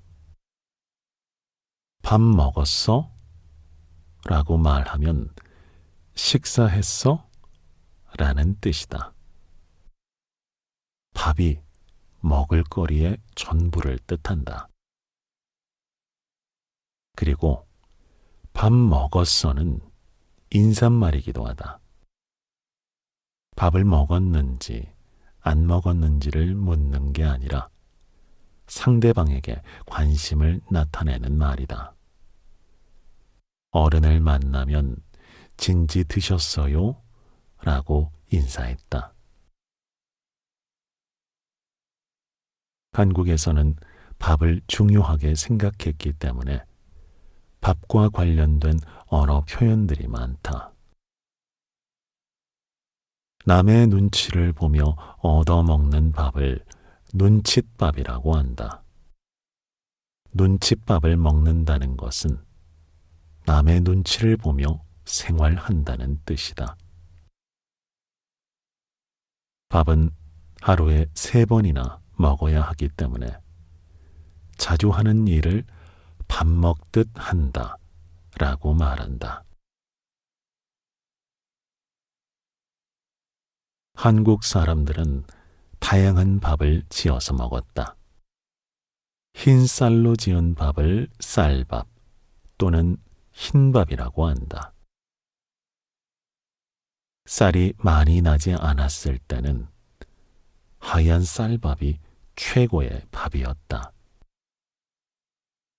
쌀이 흔한 요즘은 잡곡밥을 많이 먹는다. 잡곡밥은 쌀에 다른 곡식을 섞어서 지은 밥인데 잡곡밥에는 영양분이 골고루 들어있다. 쌀에 잡곡을 섞어서 보리밥, 조밥, 수수밥, 옥수수밥, 콩밥, 팥밥 등 다양한 잡곡밥을 만들 수 있다. 각 계절에 나는 채소나 해산물을 섞어서 밥을 만들기도 했다. 한국 사람들은 콩나물밥, 콩밥, 감자밥, 밤밥, 김치밥, 굴밥 등 다양한 밥을 만들어서 먹었다. 밥을 지을 때는 물의 양을 적당히 맞춰야 맛있는 밥이 된다. 물이 덜 들어가면 된 밥이 되고 물이 많이 들어가면 진 밥이 된다. 된 밥을 좋아하는 사람도 있고 진 밥을 좋아하는 사람도 있다. 압력솥에 밥을 지으면 차진 밥이 된다. 한국 사람들은 대부분 차진 밥을 좋아한다. 압력솥을 사용하면 짧은 시간에 차진 밥을 지을 수 있다. 밥을 제대로 짓지 못하면 3층 밥이 된다. 3층 밥이란 위는 덜 익고 중간은 제대로 익고 밑은 탄 밥을 말한다. 요즘은 전기밥솥에 밥을 하기 때문에 3층 밥을 짓는 일이 거의 없다. 그러나 산이나 들에서 밥을 지을 때는 압력과 불을 조절하기가 어려워서 가끔 3층 밥이 되기도 한다.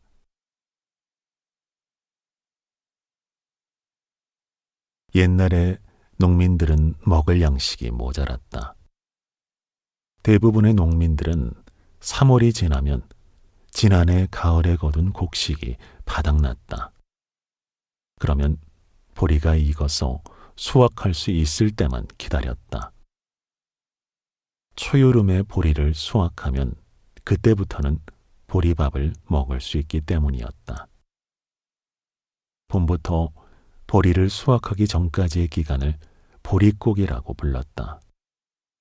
이때는 먹을 곡식이 모자라서 산이나 들에서 풀이나 나무의 뿌리 등을 캐다가 죽을 끓여서 먹었다.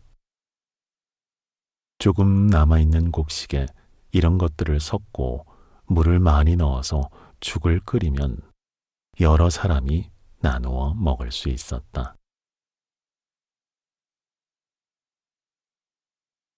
그러다가 보리를 수확하면 비로소 보리밥을 먹을 수 있었다. 쌀에 보리를 섞는 보리밥이 아니라 보리만으로 지은 밥이었다. 이것을 꽁보리밥이라고 불렀다. 꽁보리밥에 고추장을 넣고 비벼서 먹으면 그 맛이 좋았다. 된장을 넣고 끓인 국과 함께 먹으면 더욱 맛있고 영양도 더 풍부했다. 한여름 농사일이 바쁠 때 농부들은 꽁보리밥과 된장국을 먹고 힘을 냈다. 콩밥은 쌀에 콩을 섞어서 지은 밥이다. 그런데 죄를 짓고 감옥에 가는 것을 콩밥을 먹는다 라고 했다. 감옥에서는 늘 콩밥만 주었기 때문이었다. 쌀이 모자랄 때는 죄인들까지 쌀밥을 줄 수가 없어서 콩을 많이 섞은 콩밥을 주었다. 콩은 밭에서 나는 고기라고 할 만큼 단백질이 많은 식품이다. 좋은 반찬을 먹을 수 없는 죄인들에게 콩밥은 영양을 제공해주는 음식이었다.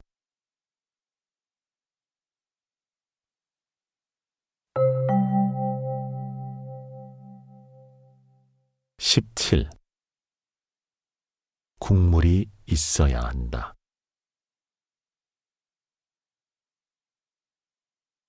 한국 음식을 말할 때 가장 먼저 떠오르는 것이 밥과 국이다. 한국 사람들은 늘 밥과 함께 국물 음식을 먹었다. 그만큼 국물 음식을 좋아하고 즐겼다. 대표적인 국물 음식은 국과 찌개다. 국물이 많은 것이 국이고 국물이 적은 것이 찌개이다. 국은 여러 종류가 있는데 크게 맑은 장국, 토장국, 곰국, 냉국으로 나뉜다. 맑은 장국과 곰국은 소금이나 간장으로 간을 맞추고 토장국은 된장과 고추장으로 간을 맞춘다. 여름에는 오이, 미역, 다시마, 무 등에 물과 식초를 넣어 신맛이 나는 냉국을 만들어서 먹었다. 국의 재료로는 육류가 많이 쓰이고 어패류, 채소류, 해조류 등을 넣어서 만들기도 한다. 탕도 국의 일종인 국물 음식이다. 탕에는 주로 밥을 말아서 먹었다. 한국의 가장 대표적인 국물 음식으로는 설렁탕이 있다. 설렁탕은 고기를 하루 이상 푹 끓여서 만든 음식이다.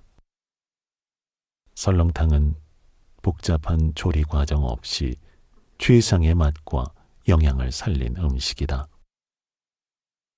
설렁탕은 오랜 시간을 이어내려온 한국 민족의 깊은 맛을 지니고 있다.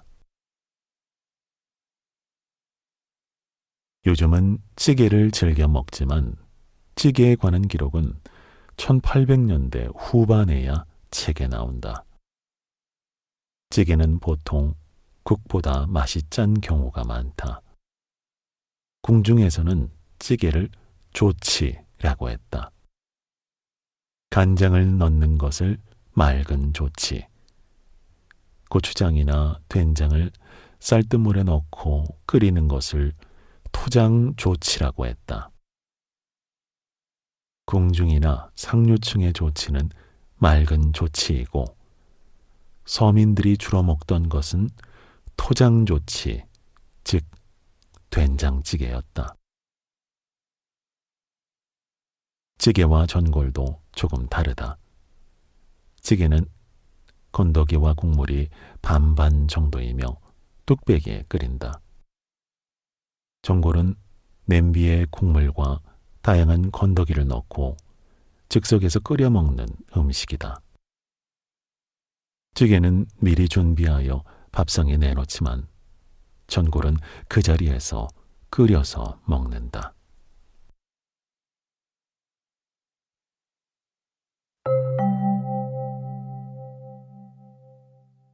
18. 채식이 좋다. 한국 사람들은 밥을 주로 먹었기 때문에 채소 반찬이 반드시 필요했다. 곡식에 부족한 비타민을 채소에서 보충해야 했기 때문이었다. 그러나 채소를 날로 먹으면 많이 먹을 수가 없었다. 또한 채소가 나지 않는 계절에는 채소를 먹을 수가 없었다. 이런 문제를 해결하기 위해서 채소를 소금이나 간장에 절이거나 말려서 저장했다가 필요할 때 먹었다. 김치는 한국의 가장 대표적인 반찬이다. 김치는 무와 배추 등이 주 재료이며 여기에 마늘, 파, 빨간 고추, 생강, 소금과 젓갈 등 여러 가지 양념을 넣어서 만든다. 김치의 맛은 재료와 양념이 함께 어울려서 변해가는 과정에서 나온다. 이것을 김치가 익는다고 말한다. 각각의 재료와 양념이 가지고 있던 맛이 서로 합쳐서 좋은 맛을 낸다.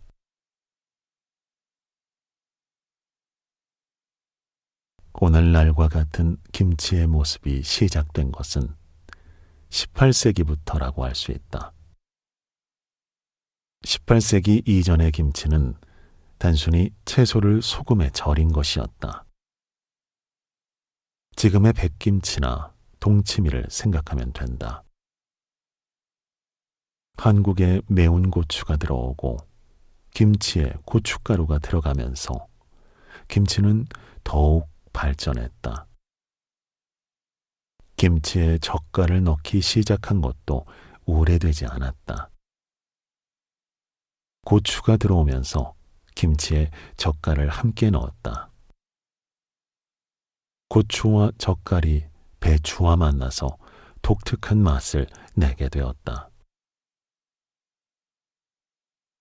우리가 먹는 김치는 이러한 역사를 가지고 있다. 김치는 발효 음식이라서 유산균이 많다. 그래서 김치를 먹으면 성인병을 예방하는 효과가 있다. 또 김치에 들어간 채소들은 비만을 예방해 준다. 특히 김치의 양념인 고추가 비만을 예방해 준다는 사실은 널리 알려져 있다. 최근에는 김치가 영양뿐 아니라 맛도 매우 뛰어난 음식임을 인정받았다. 이러한 사실이 알려지면서 세계적으로 김치의 인기가 높아지고 있다.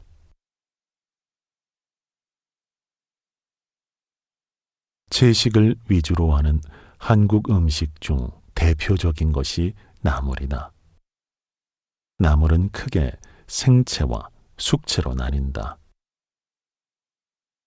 생채는 계절마다 새로 나오는 싱싱한 채소들을 익히지 않고 초고추장 등으로 무친 것이다. 생채는 주로 단맛과 신맛이 나게 만든다. 생채의 재료는 무, 배추, 상추, 오이, 더덕 등 날로 먹을 수 있는 채소들이다. 서양 채소가 들어오고 샐러드가 널리 알려지면서 요즘은 샐러드가 생채의 역할을 하고 있다.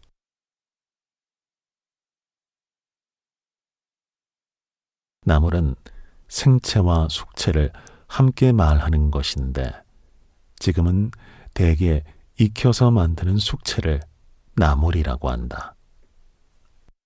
생채는 그냥 무쳐서 먹지만 숙채는 먼저 삶아서 양념한다. 나물을 끓는 물에 삶으면 쓴맛이 없어진다. 숙채에는 쓴맛을 없애 맛을 좋게 하려는 과학적 사고가 들어있다. 나물을 살짝 삶은 뒤에 참기름, 식초, 간장 등을 넣어서 무치면 맛이 좋다. 나물은 손으로 무치기 때문에 어머니의 손맛이 살아있는 음식이라고 했다.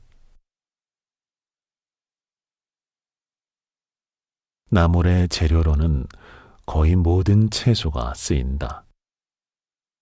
푸른 잎으로 된 채소는 끓는 물에 파랗게 데쳐서 온갖 양념으로 무친다.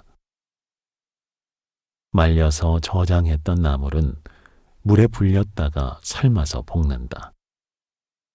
나물은 참기름과 깨소금을 넉넉히 넣고 만들어야 맛이 부드럽다.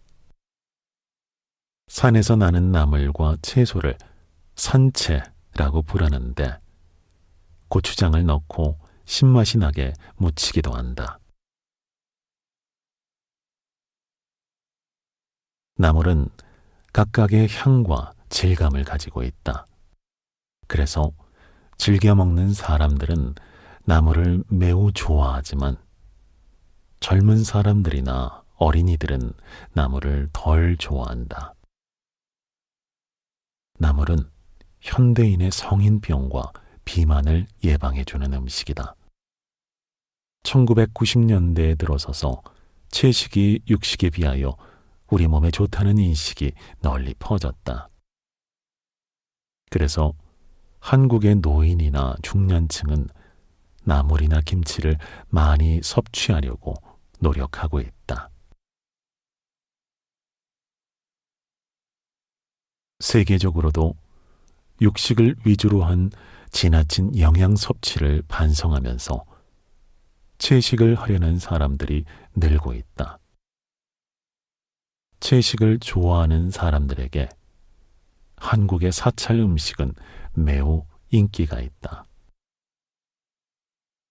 사찰에서 사는 스님들은 채식만 하면서도 영양분을 골고루 섭취하고 있기 때문이다.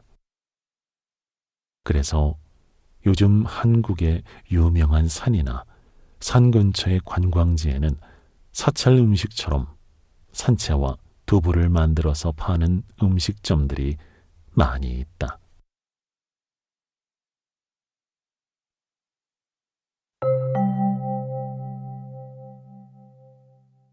19. 함께 먹는다. 한국의 밥상은 밥과 국, 김치와 찌개, 나물 등을 모두 한꺼번에 차린다. 왜 음식을 한꺼번에 차려놓고 먹었을까?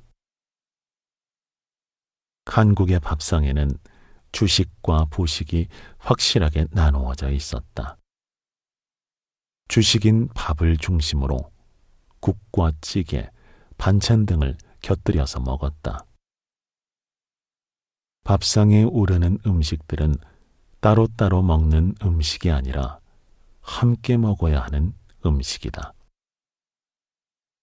그래서 음식들을 한 상에 놓을 수밖에 없다.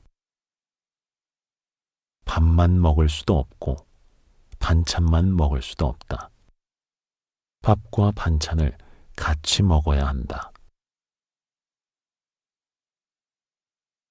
예전에는 집에 손님을 초대해서 상을 차려놓고 음식을 대접하는 일이 많았다. 상에 음식이 많으면 손님은 상 다리가 부러지겠다 라고 집주인에게 인사를 했다.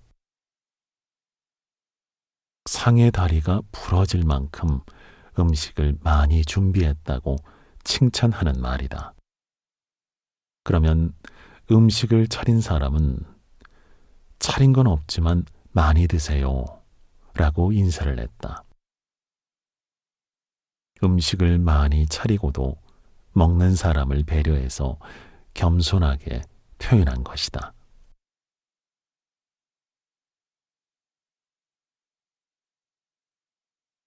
술술 이야기 읽기 셋 서울 이야기